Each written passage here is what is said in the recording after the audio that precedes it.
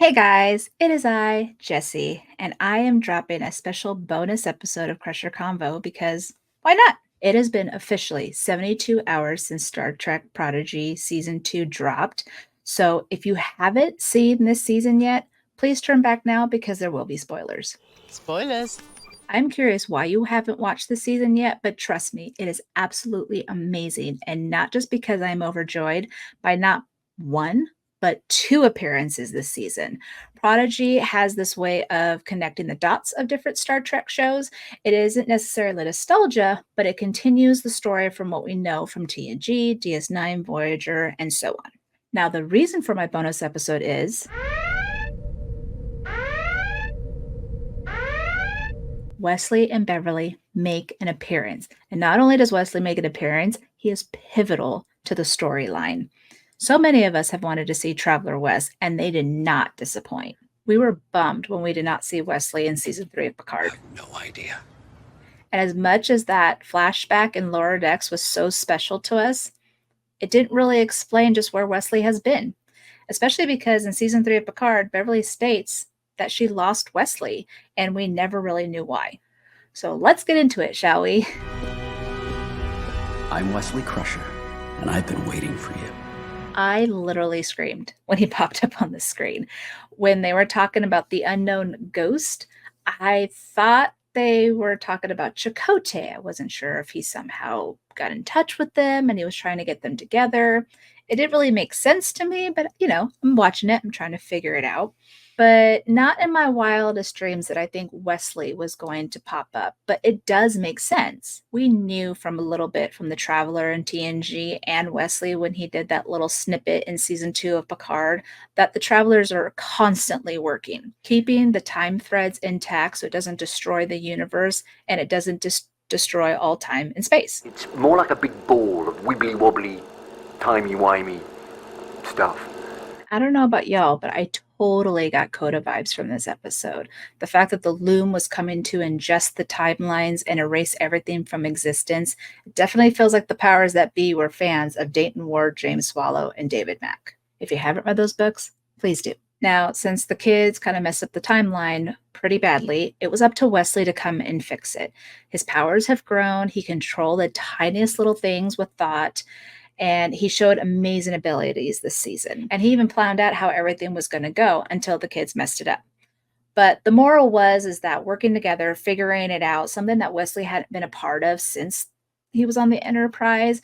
It was it just kind of proved about the greatest gift and strength is, and the weapon to fight against the loom was working together, being there together, working as a team.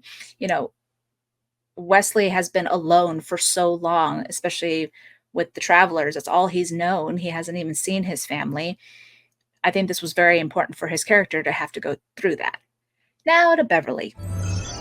Dr. Crusher, been a while since the Shinzon incident. How is Jean-Luc? Oh, it's been a while. Last I heard, he was busy with the Romulan evacuation. Her scenes were small, but oh so important.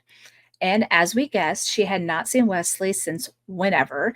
She already had left the Enterprise. Just hearing Jean-Luc's name and the depressed look on her face and the sadness in her voice when she was talking about, his top priority was the Romulan relocation, it hurt, and it still hurt. Bravo to the animators and Gates. I do love when Janeway mentions to Wesley, I talked to your mother. And he's like, oh, how is she doing? He seems worried, but clearly he hasn't gone out and reached out to her.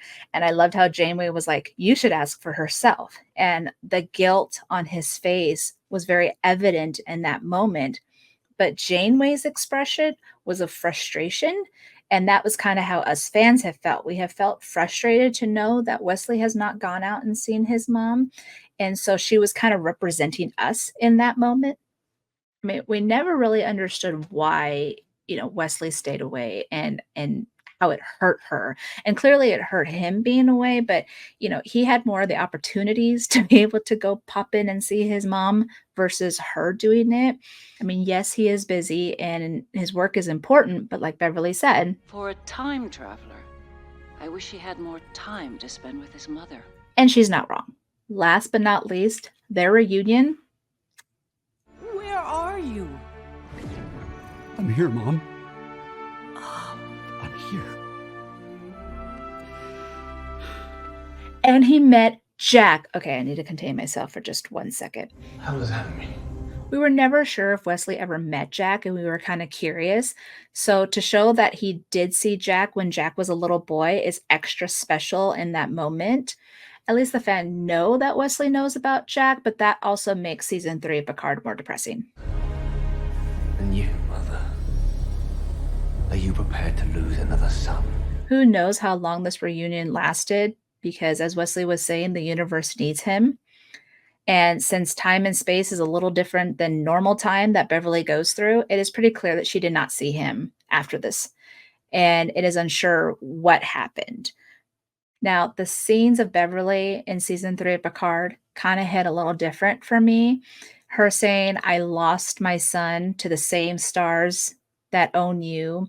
Or when she had said, I gave Wesley space and I lost him to it. She literally feels the loss of her son. And it's because he is out doing very important things. But then it also makes sense of why she was so protective of Jack. She hadn't seen Wesley in so long. I guess she saw him at the wedding. I don't know. There's a little snippet there. But let's pretend the wedding didn't exist and Wesley was not there. So technically she hadn't seen him since he had left with the Travelers back in season 7 of The Next Generation. Up until this moment where she has toddler Jack, right?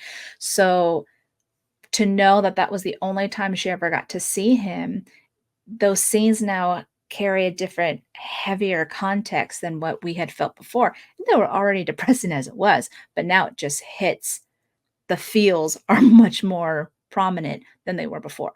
And I also find it interesting that it's pretty evident that there's a few people that might have known about Jack in Starfleet. I twisted some arms at Starfleet Medical.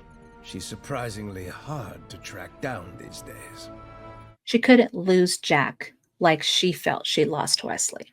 And I so called it when the very, very end shows the Mars attack. This was probably Beverly's moment of leaving Starfleet and getting Jack out of there. There was no guarantee for safety.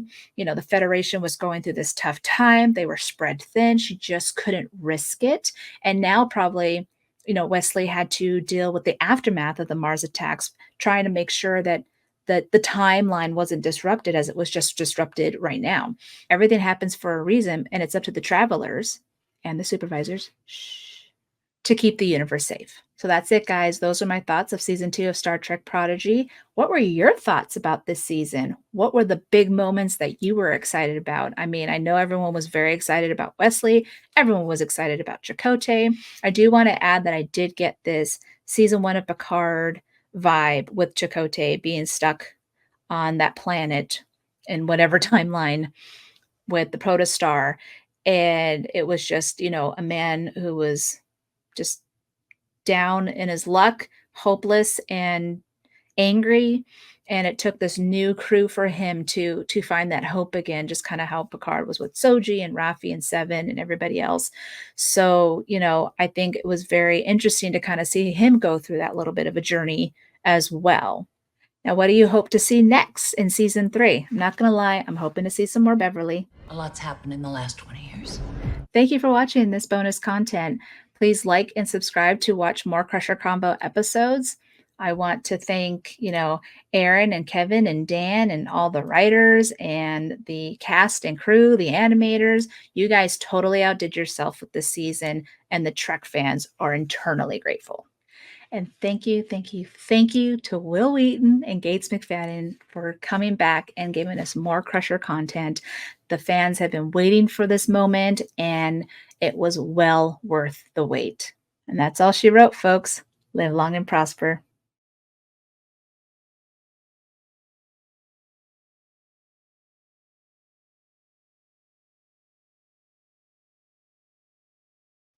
Crusher out.